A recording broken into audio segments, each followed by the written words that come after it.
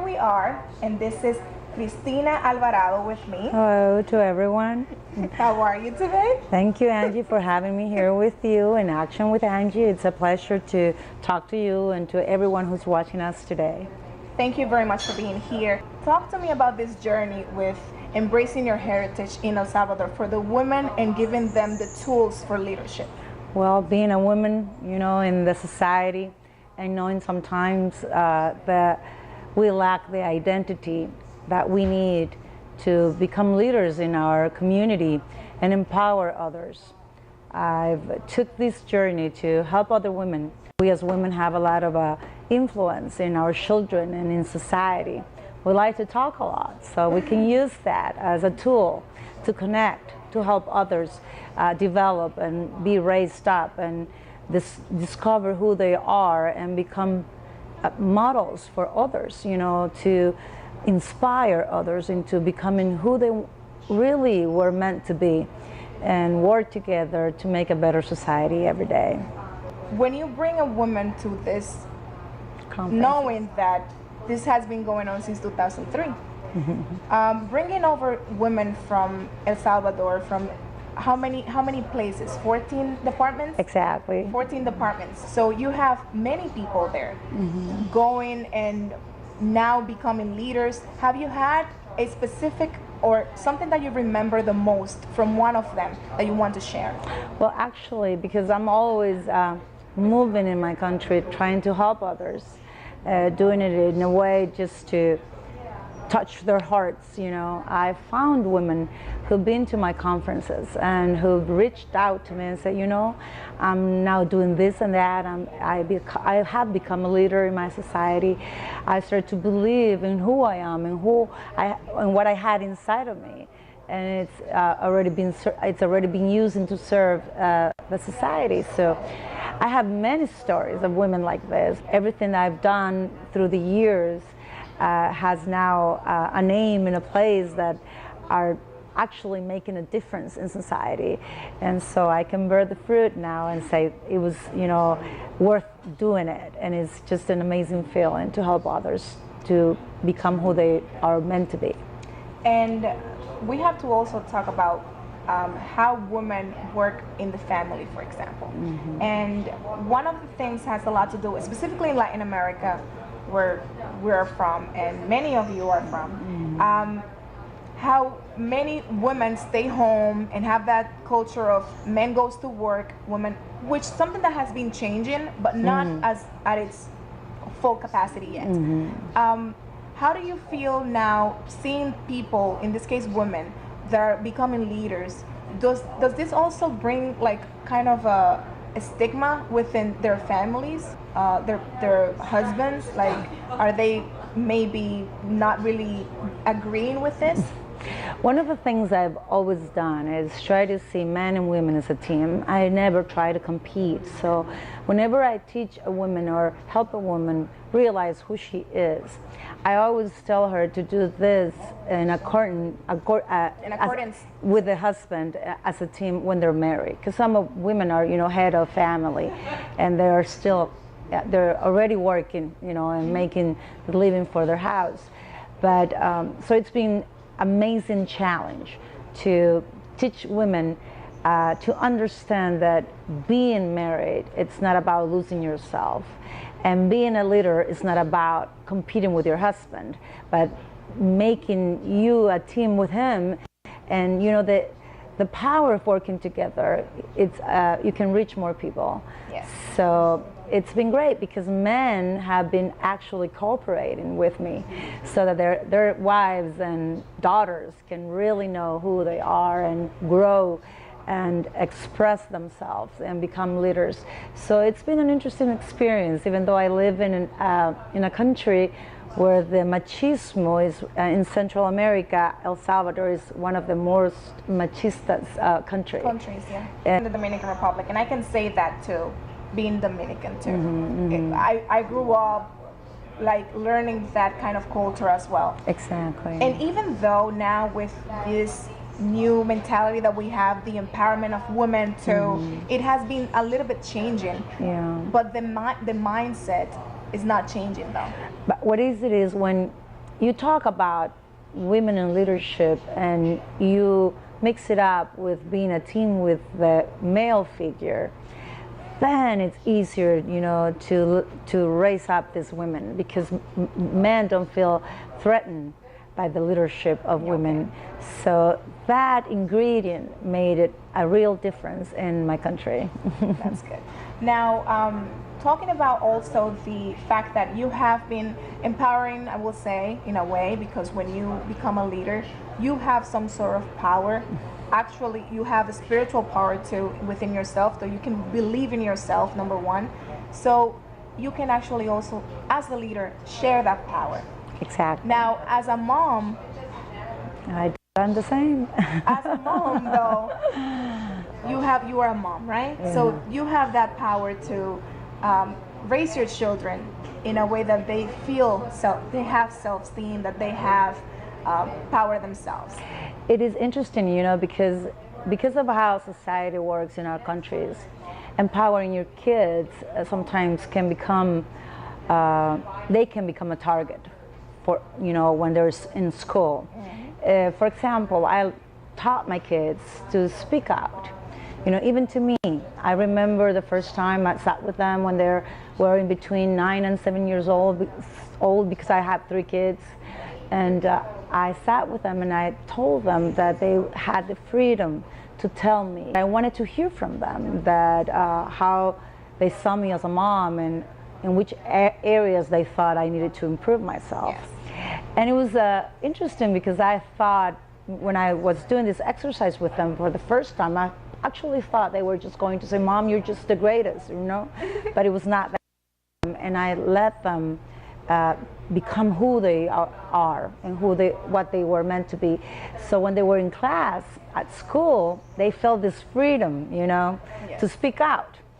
But it was not well received. So, but it's interesting now they're in between 24 and 21, and they're so independent. They're driven, you know, to do great things for other people, and it's just, for me, has been a blessing to be their mom and just teach them to believe in who they are and what they carry inside of them. And as you said, we are spiritual as well, so I believe God is a big part of this. Yes. And I have that ingredient in my life and in my kids, and it's just been amazing to see them grow and become who they are now and what they are also doing with their lives to help others. Now, when it comes to these women that are in El Salvador, do you believe they are doing the same thing with their kids there, or is it becoming difficult for them to do that? One of the things we have a challenge in, you know, nowadays is that women at work also have less time to spend with their children and with family. So we need to make it a priority in our agenda. I remember I had a full agenda all year long, but I remember taking, you know, that paper agenda and just writing on every other Saturday, this day is for my family. This is my appointment for the day, right? So whenever someone will call and ask for me to go somewhere and give a conference, I will look at my agenda and say, okay, I have an appointment with my children, with my family. So in that way, I was able to have a balance between work and family and really pour myself into my family and build them up, because I believe that is something we must not lose sight of. We need to build our children into good people for society. We need to embrace them and give them everything we have. I mean, we are who they learn from, you know. They mostly learn from what they see you doing than what they hear you saying. So yes, it is important to spend quality time with them and invest in their hearts and in that person that you know they are inside of them. And one of the reasons why I'm touching this topic has to do with the fact that in El Salvador, one of the main problems, social issues, has to do with gang violence. And the main, I will say, the main gang there is La Mara. It's called La Mara, or MS-13 is called here, MS-18 too. Gang violence here in the United States has also been a problem for years. One of the reasons, of course, because many of the gangs has been born here. For example, MS-13 was born in California, Los Angeles, specifically in Koreatown. And it was in the 80s, you know, when there was a lot of guerrillas in El Salvador, a lot of political issues, a lot of also not only the political issue itself, but what was brought from it. A lot of corruption, which is something that unfortunately we have been building up for years in Latin America. Exactly. Now, when it comes to also social movement, you and your husband, Josue Alvarado, are doing something amazing for the people and specifically for the young kids in El Salvador. And this is called Trabajemos por la Paz, or Working for Peace. Working for Peace.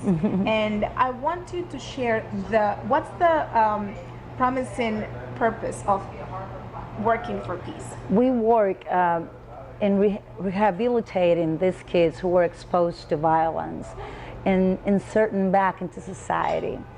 So there is a whole team that works with these young kids, and so far we have rehabilitated 650 young adults who are now working and making, you know, an honest living and impacting their family and their kids as well.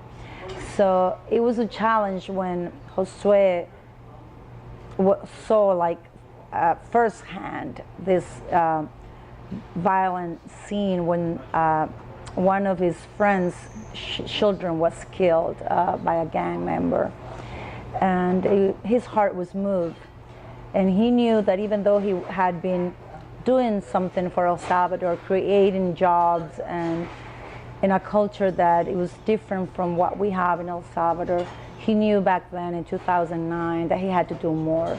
And that's how he founded Working for Peace and invested a lot of money to work with these young groups and show them that if we gave them an opportunity, they could have a different life.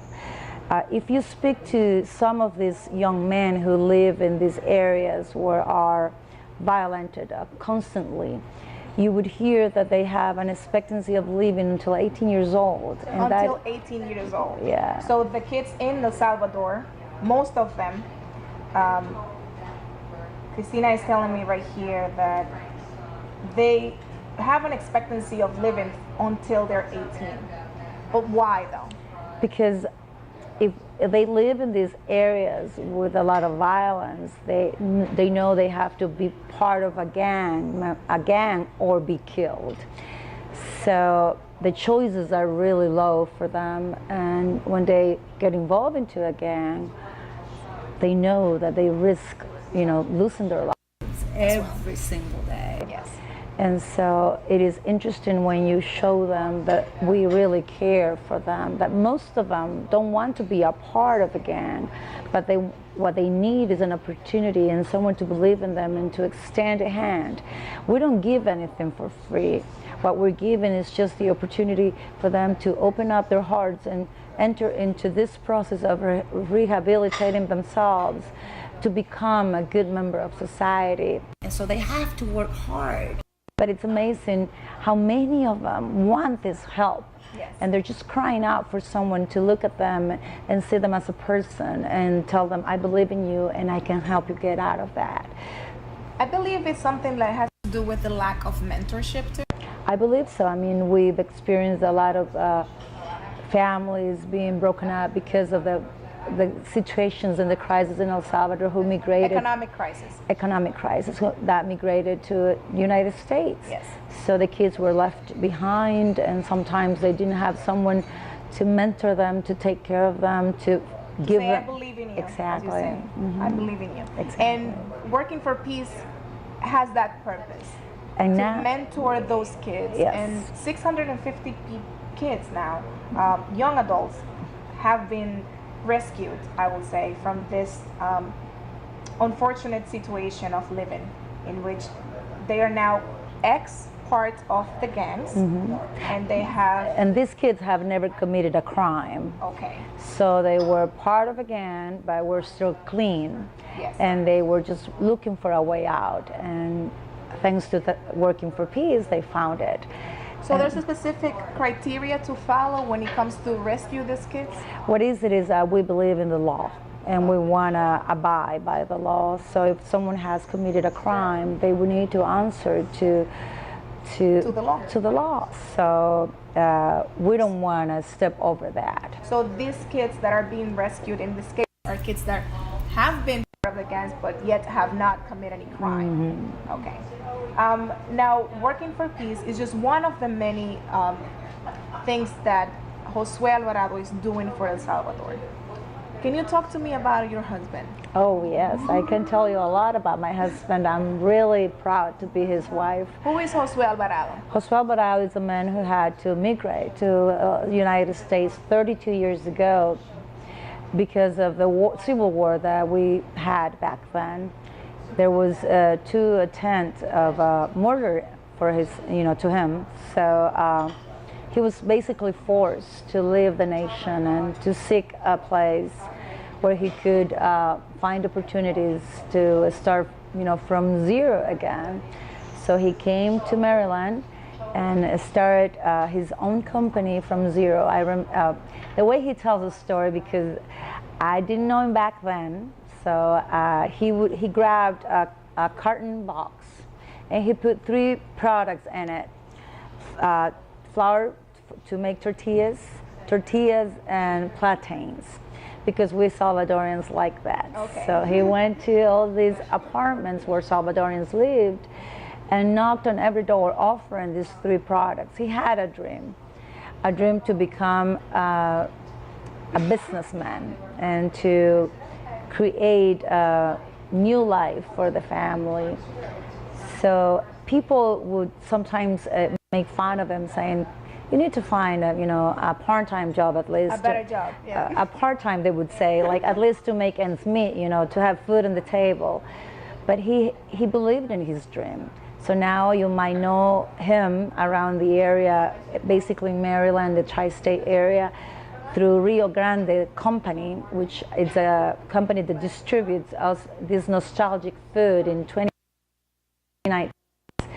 But he worked hard and from zero and built all this through effort, and resilience. And now, because of everything he went through and because of his background, how his father started working when he was 8, because he became an orphan at 8 years old and had to work himself, to provide for him and his siblings. So he knew that if you work hard and were honest, you will bear fruit, good fruit. So after coming here and building his company, he asked himself, how can I give back to El Salvador what Salvadorian people have done for me in the United States, believing in my products and buying them? So he decided to start a company of manufacturing in El Salvador. He was no longer going to be just a distributor, but he was going to make some of the products, which is mainly food. So, but one of the reasons was that he wanted to create a different kind of jobs for the people in El Salvador, where humans were going to be valued by the capacity, by the resilience and the attitude towards work, rather than just by a last name or because I know a friend and social status that connects me and allows me to rise up, Yeah. And so he brought this company to El Salvador, and right now we have more than 1,000 people working at the companies in El Salvador. But one of the things that makes me feel proud of my husband is the way he values people and how he gives them real opportunities. There's a story about this girl. She became pregnant when she was a teenager, and she couldn't go to school anymore because she had to provide for her child. So she went to apply for a job at Rio Grande Exports in El Salvador, and all she could do was do tortillas. So she applied to a position to make tortillas. But she was so smart, so brilliant. And in the company, it doesn't matter where you come from or who you are, if you have the attitude and the capacity the drive to grow, and you put yourself out there, you will be noticed and you will be allowed to grow, no matter if you have a degree, you know, that will back you up. Yes. So now she is a manager of one of the managers of the company, in charge of all the shipping to the countries that the food goes to, including United States, Canada, Italy, and Australia. So it's been just, you know, amazing to see her grow and become this woman that she thought had no opportunity in El Salvador, but went to the right place and to the right people who were able to believe in her and let her grow and develop. What are you expecting from the people in El Salvador with this organization that you have? The new one? With your husband, Josue, and also with the leadership. What specifically is the goal of these two social movements that you guys have been building up over the years, now since 2003, for empowering women, and since 2009, embracing and giving power, also bringing peace? What we want to achieve is for Salvadorians to believe in themselves again, to have hope, to know that we can create opportunities, that we can change the history of our nation, that if the good people that are most of us, you know, rise up and start doing something for somebody else, we can change the condition and the crisis that we live in right now. So we want just people to know that there are many good ones out there trying to make a difference. But we need to step up, we need to rise up, we need to start to believe again. One thing we cannot allow for us to believe is that everything is lost. We cannot lose hope. There are nations in the world who have been in worse conditions than ours and have rise up from them and have made a whole new country for their society. So we want to just give this hope to the people and empower them to become the better self that they can be. Embracing for better and future generations. Exacto. Muchísimas gracias. Gracias a ti.